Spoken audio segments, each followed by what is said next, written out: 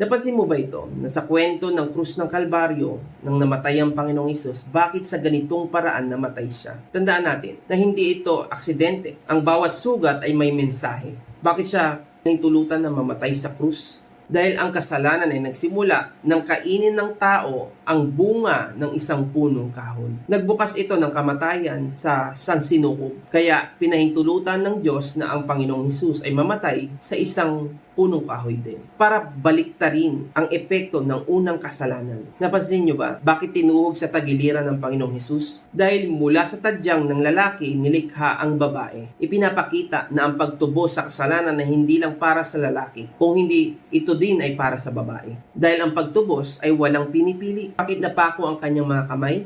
Dahil ang kamay ang ginamit ng tao para abutin ang ipinagbabawal na bunga ng isang punong kahoy, kung saan ang kamay na nagkasala ang siyang kamay ding tinubos. Bakit ang paa ng Panginoong Hesus ay napako rin? Katuparan ito na ang paa ng binhi ang siyang yuyurak sa ulo ng ahas, na ang paang nasugatan at ipinako ay larawan ng pagyurak sa kapangyarihan ng kasalanan. Ang huli, bakit koronang tinik?